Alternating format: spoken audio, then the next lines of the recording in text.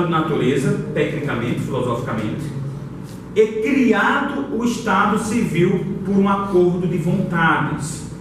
E aí é que vem a ideia de contrato social. Nós nos unimos como sociedade por um contrato, por um acordo de vontades, porque haveria falhas no estado de natureza. A grande questão é que cada um vai ter uma visão distinta do que seja esse estado de natureza. E isso vai justificar de maneiras diferentes qual é o estado que eu vou ter, qual é o estado civil que vai surgir do contrato social. O Hobbes, que ele é o primeiro contratualista, e não à toa você vê que ele escreve com uma grande crítica àqueles que sejam naturalistas, ele vai entender que o homem é algo completamente caótico, é algo perverso. O homem é o lobo do próprio homem, o homem é o carniceiro do próprio homem, e nós estamos numa guerra constante de todos contra todos. Então nosso estado de natureza é um estado de agressividade e violência, e portanto, para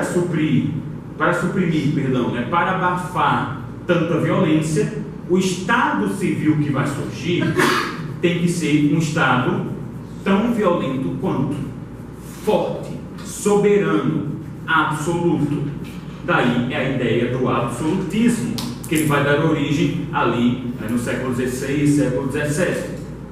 Já o John Locke, ele tem uma visão um pouco mais otimista, por assim dizer. Ele vai criar a primeira ideia de um estado de natureza ideal, romântico, que os homens vivem em completo equilíbrio. Na verdade, ele entende, e isso vai ser algo recorrente na filosofia liberal na Inglaterra, que não é que a gente vive em equilíbrio porque nós somos pessoas boazinhas, mas porque nós conseguimos chegar a um consenso de equilíbrio dos nossos direitos. Cada um pensando na proteção dos seus direitos individuais, cada um pensando no melhor para a sua vida, conseguiria chegar ao consenso de que o melhor para a minha vida é garantir o melhor para a sua. Porque se eu não invadir os seus direitos individuais, se eu não tirar os seus direitos naturais, você não irá tirar os meus direitos naturais. Então, o meu egoísmo trabalha junto com o seu, e nós conseguimos viver em sociedade. Tá, ok? É até uma ideia que o Adam Smith ele vai recuperar lá na frente, quando ele fala do liberalismo econômico, e diz: eu não recebo um pão fresco por bondade do meu padeiro. Eu recebo um pão fresco por egoísmo do meu padeiro, que quer a moeda que eu tenho. Então, essa é a ideia do John Locke. Só que eu posso ter esse mundo, nesse estado da natureza ideal, substituído pelo chamado estado de natureza real. Esse estado de natureza real seria um lugar onde um indivíduo geraria o desequilíbrio. Um indivíduo, ele não cumpriria os limites entre os direitos naturais de todos. Esse indivíduo, então, deveria ser punido. Como não é todo mundo que é violento, é uma pessoa, esse estado ele precisa ser tão forte quanto o do Hobbes? Não. Ele pode ser mais fraco. Daí a ideia de um estado que é meramente policial, de um estado que meramente vai se preocupar em reprimir aquele que transgrida a lei, e não todo mundo. E ainda temos a terceira visão do estado de natureza, que é a visão do Rousseau, do estado de inocência, o bom selvagem, um bom primitivo. O problema não é o estado de natureza, o problema foi a corrupção desse estado de natureza. Nós criarmos um estado civil que corrompeu tudo que bom existia. Então Rousseau ele disse que nós primeiro criamos uma espécie de contrato falso de servidão, e esse contrato é que tem que ser corrigido pelo Estado. Não é o estado de natureza, porque o estado de natureza seria perfeito, mas ele não existe mais. Ele foi distorcido, foi deturpado. Então a gente vai ver, com base nessa visão do estado de natureza, cada um desses contratualistas. O primeiro é o Hobbes.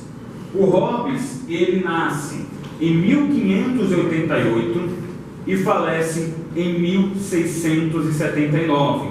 Ele escreveu 2 livros, não apenas esse, né? Na verdade, a bibliografia é muito mais extensa, mas esses 2 são considerados aqueles principais, o Leviatã e o do Cidadão.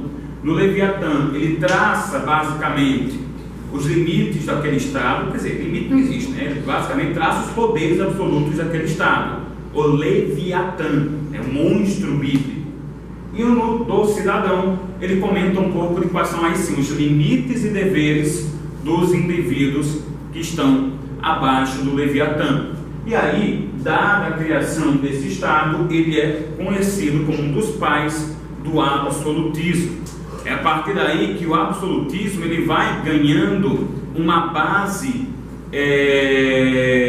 filosófica, ele vai ganhando uma base mais tecnicista. Tanto que você vê que o absolutismo do início do século XVIII é o chamado absolutismo iluminado, né? Os déspotas iluminados, como era o Marquês de Pombal, lá em Portugal, e era Dom José, eram pessoas que tinham poder absoluto, mas que buscavam toda uma justificativa moral, filosófica, doutrinária, para garantir esse poder. Aqui. Então Hobbes ele acabou servindo muito bem para isso. Você dá um embasamento filosófico para o poder. Porque só aquela discussão de que você nasce inclinado a viver em sociedade, Deus deu poder para fulano, isso daí estava enfraquecendo, estava sendo alvo de discussões, né? A igreja estava se separando do Estado. Vejam que isso daqui vai acontecer um pouco depois da Paz de Westfália. Daqui a pouco, quando a gente chegar na formação do Estado moderno, quando os Estados começam a ter maior soberania, a gente vai ter o início de uma grande separação do Estado com a igreja.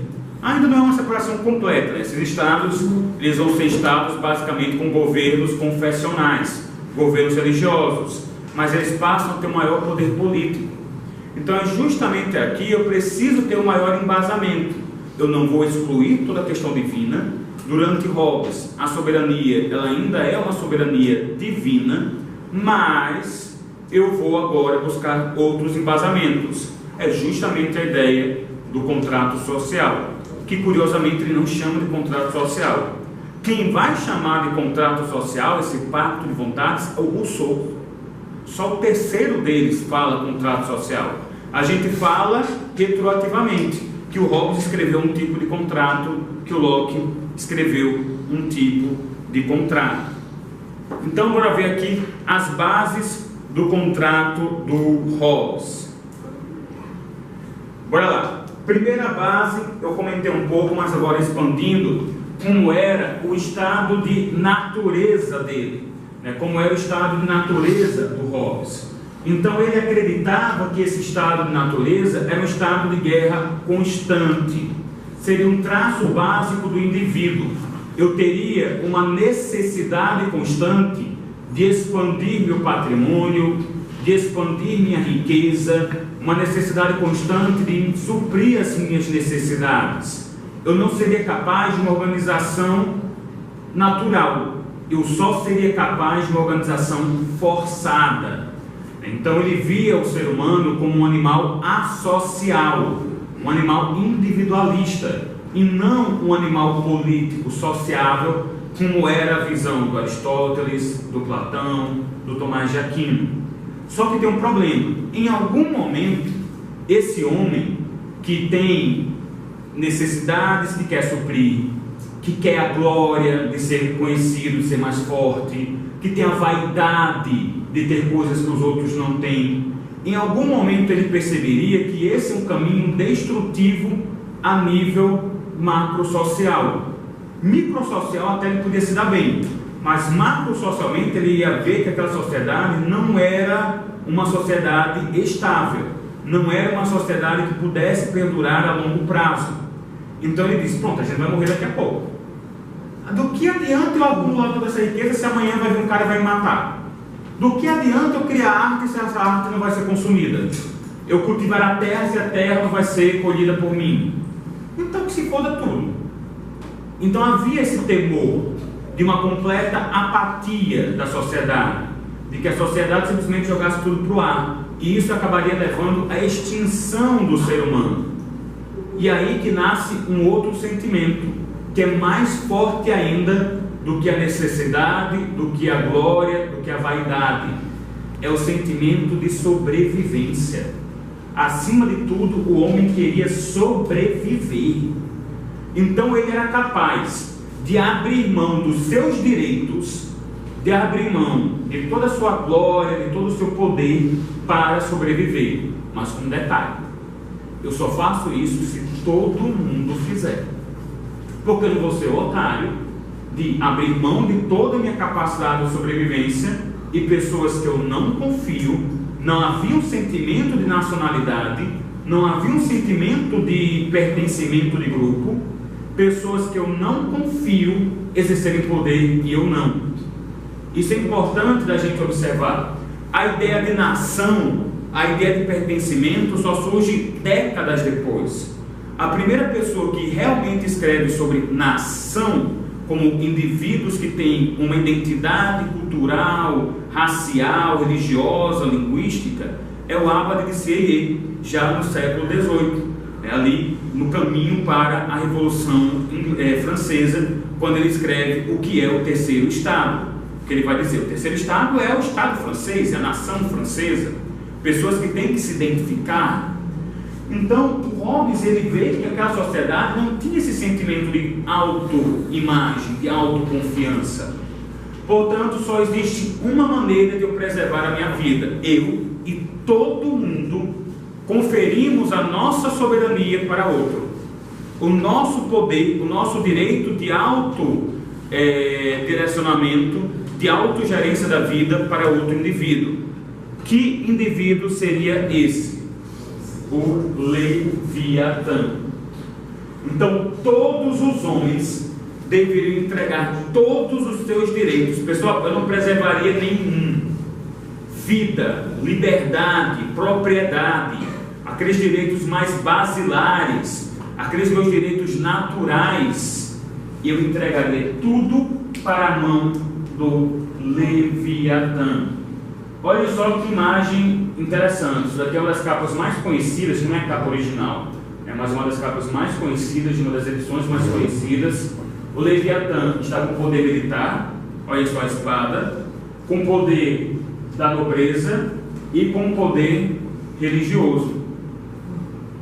Ou seja, o Leviatã tem todo o poder. Ele manda em tudo. Ele conserva todos os poderes. Existe não uma ideia de representação, existe uma ideia de delegação de poderes, e poderes de maneira ilimitada. Eu não posso invocar um direito meu contra